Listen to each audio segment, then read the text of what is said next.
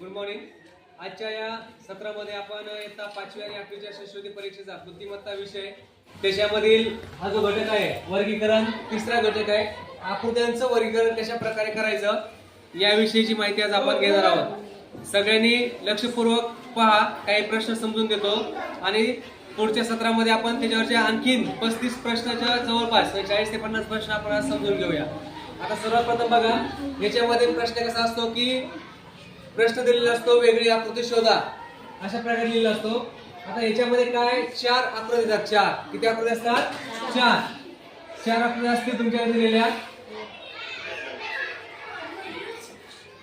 इथं 4 आकृती दिलेल्या असतील तुम्हाला, त्याच्यातल्या 3 आकृती असतात, 3 त्या सारख्या असतात। 3 ज्या आकृती असतील त्या सारख्या असतील आणि एक आकृती जी असेल ती वेगळी असणार आहे। म्हणजेच काय, चौथी आकृती त्या 4 पैकी एक आकृती वेगळी आणि 3 सारख्या दिसतात, तर त्यावेळेस उत्तर काय लिहायचं आपल्याला? जी वेगळी आकृती असेल त्या आकृतीचा पर्याय म्हणजे उत्तराचा पर्याय आपल्याला लिहायचा असतो। आता या ठिकाणी तुम्हाला काय आहे, पहिलं जे आहे ना, एक आकृतीची रचना आणि आकार बघायचा, म्हणजे आकृत्यांची रचना कशी केलेली आहे, त्याचा आकार कसा आहे हे तुम्हाला समजून घ्यायचं आहे। पुढं आकृत्यामध्ये आतला भाग, समजा एक आकृती असा भाग दिलेला असेल, बघा हे लक्ष द्या।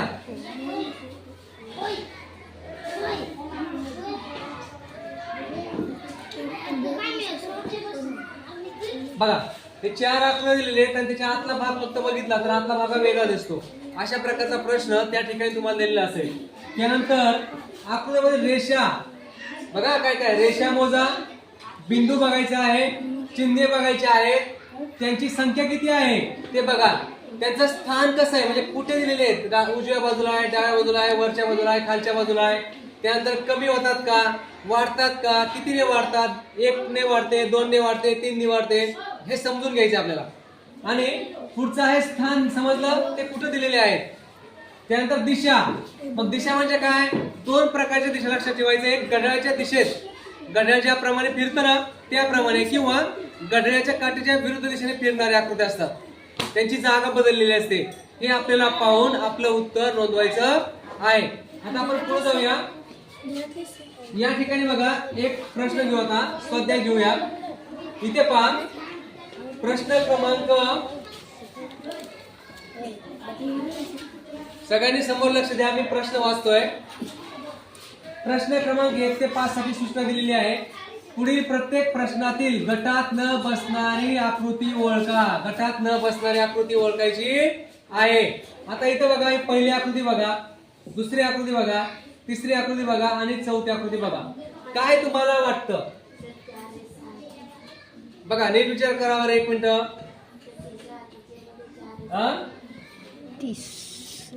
सांगा काय फरक वाटतोय, कोण उत्तर बरोबर सांगते आपण पाहूया। जर तुम्ही नीट निरीक्षण केलं तर लगेच लक्षात येईल काय केलेलं आहे। तुम्हाला काय म्हणलं, आकृती बघा, त्याच्या आतले भाग बघा। आता आतले भाग बघा, हा 1 भाग झाला, हा 2, हा 3, 1 2 3, नंतर 1 2 3 4, 1 2 3। मग आता कोणतं उत्तर येईल आपलं? तिसरा पर्याय। का बरं तिसरा पर्याय येणार आहे? कारण या तिसऱ्या आकृतीमध्ये त्या आकृतीचे 4 भाग केलेले आहेत आणि बाकी सगळ्या आकृतीमध्ये त्याचे 3 भाग केलेले आहेत। मग वेगळी आकृती कोणती झाली आपली? पर्याय क्रमांक 3, म्हणून या ठिकाणी 3 नंबरचा पर्याय आपल्याला गोल करायचा आहे। ओके, हा पूर्ण कळलं? हा प्रश्न कळला? आता पुढचा प्रश्न घेऊया, दुसरा प्रश्न।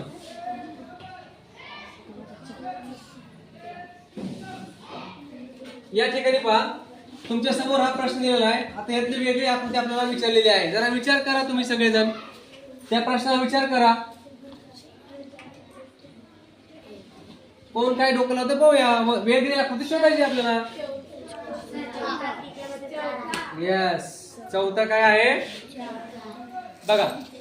या आकृतीमध्ये किती रेषा आहेत सगळ्यांनी लक्ष दिले पाहिजे। 1 2 3 रेषा झाल्या। त्यानंतर याच्यामध्ये 1 2 3 रेषा झाल्या। याच्यामध्ये हा 1 हा 2 3 रेषा झाल्या। परंतु शेवटची जी आकृती आहे 1 2 3 4, मग कोणती आकृती वेगळी आली? 4 नंबरचं जे उत्तर आहे त्याच्यामध्ये 4 रेषांनी बनलेले आहे, बरोबर. म्हणून आपलं उत्तर असेल 4 नंबर. इथपर्यंत कळलं? पुढचा घेऊ का प्रश्न? कोणाला कळत नाही असं आहे का? सगळे समजतंय ना? हा, आता इथं बघा.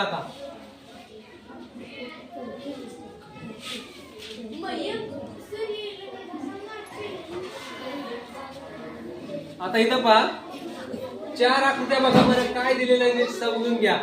नीट निरीक्षण करा, सगळ्यांनी निरीक्षण करा जरा नीट. नीट बघा. हा,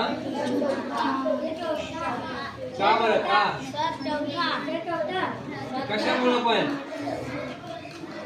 हा, उत्तर काय येणार आहे? 4 नंबरचे जर आहे, पण कसं?